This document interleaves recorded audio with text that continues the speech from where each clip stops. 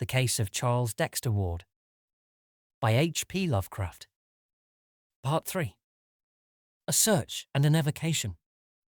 Chapter 5.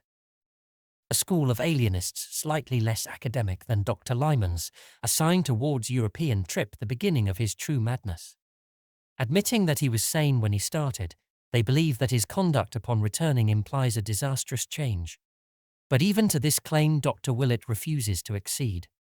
There was, he insists, something later, and the queernesses of the youth at this stage he attributes to the practice of rituals learned abroad, odd enough things to be sure, but by no means implying mental aberration on the part of their celebrant. Ward himself, though visibly aged and hardened, was still normal in his general reactions, and in several talks with Willett displayed a balance which no madman, even an incipient one, could feign continuously for long. What elicited the notion of insanity at this period were the sounds heard at all hours from Ward's attic laboratory, in which he kept himself most of the time. There were chantings and repetitions and thunderous declamations in uncanny rhythms, and although these sounds were always in Ward's own voice, there was something in the quality of that voice, and in the accents of the formulae it pronounced, which could not but chill the blood of every hearer. It was noticed that Nig, the venerable and beloved black cat of the household, bristled and arched his back perceptibly when certain of the tones were heard. The odours occasionally wafted from the laboratory were likewise exceedingly strange. Sometimes they were very noxious, but more often they were aromatic, with a haunting, elusive quality which seemed to have the power of inducing fantastic images. People who smelled them had a tendency to glimpse momentary mirages of enormous vistas, with strange hills or endless avenues of sphinxes and hippogriffs stretching off into infinite distance. Ward did not resume his old-time rambles, but applied himself diligently to the strange books he had brought home, and to equally strange delvings within his quarters, explaining that European sources had greatly enlarged the possibilities of his work, and promising great revelations in the years to come. His older aspect increased to a startling degree his resemblance to the Curwen portrait in his library, and Dr. Willett would often pause by the latter after a call, marvelling at the virtual identity, and reflecting that only the small pit above the picture's right eye now remained to differentiate the long-dead wizard from the living youth. These calls of Willett's, undertaken at the request of the senior Wards, were curious affairs. Ward at no time repulsed the doctor, but the latter saw that he could never reach the young man's inner psychology. Frequently he noted peculiar things about little wax images of grotesque design on the shelves or tables, and the half-erased remnants of circles, triangles, and pentagrams in chalk or charcoal on the cleared central space of the large room. And always in the night those rhythms and incantations thundered, till it became very difficult to keep servants or suppress furtive talk of Charles's madness. In January 1927, a peculiar incident occurred.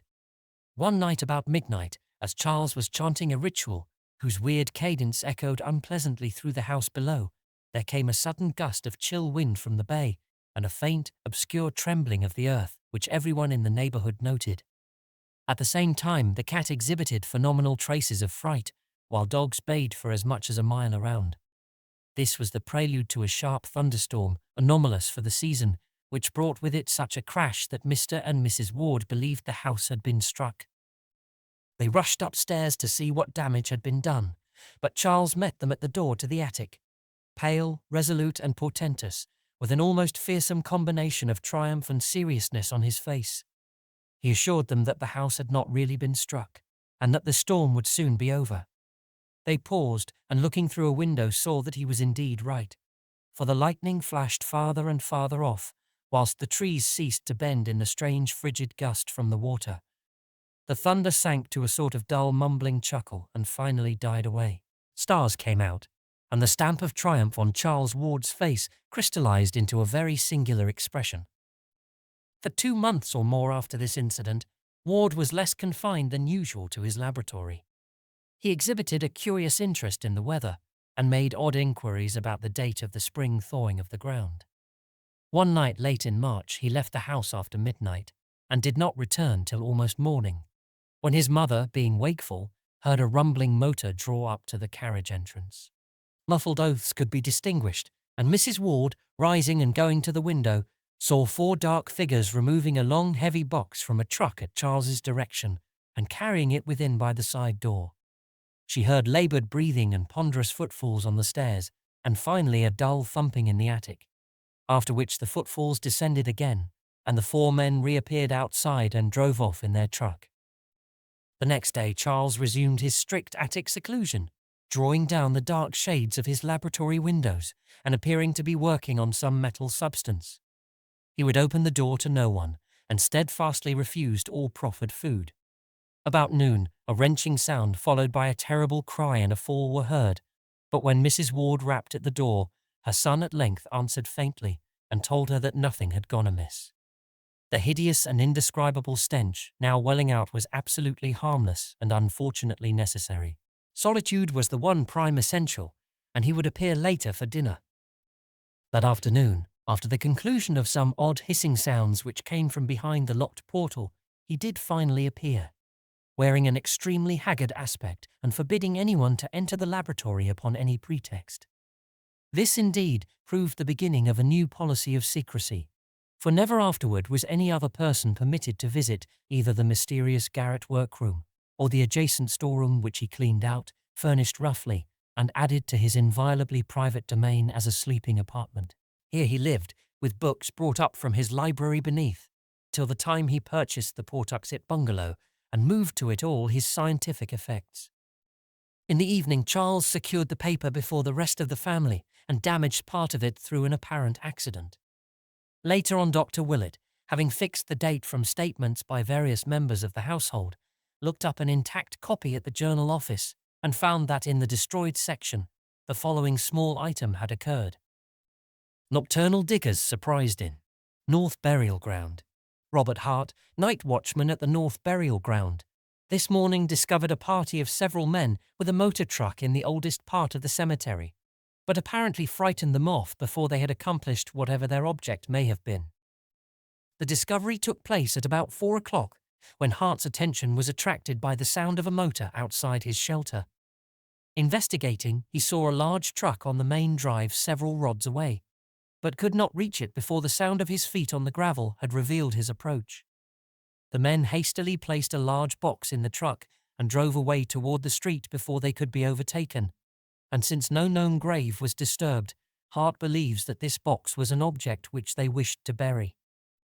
The diggers must have been at work for a long while before detection, for Hart found an enormous hole dug at a considerable distance back from the roadway in the lot of a massa field, where most of the old stones have long ago disappeared.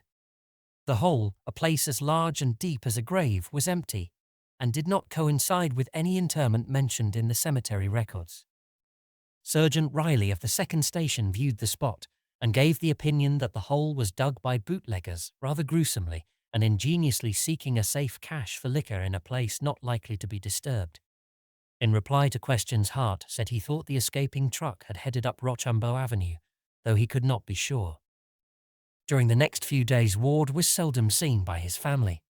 Having added sleeping quarters to his attic realm, he kept closely to himself there, ordering food brought to the door and not taking it in until after the servant had gone away.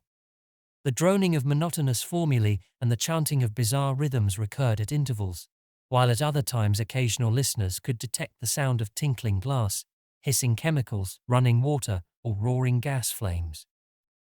Odours of the most unplaceable quality, wholly unlike any before noted, hung at times around the door, and the air of tension observable in the young recluse, whenever he did venture briefly forth, was such as to excite the keenest speculation. Once he made a hasty trip to the Athenaeum for a book he required, and again he hired a messenger to fetch him a highly obscure volume from Boston. Suspense was written portentously over the whole situation, and both the family and Dr. Willett confessed themselves wholly at a loss what to do or think about it.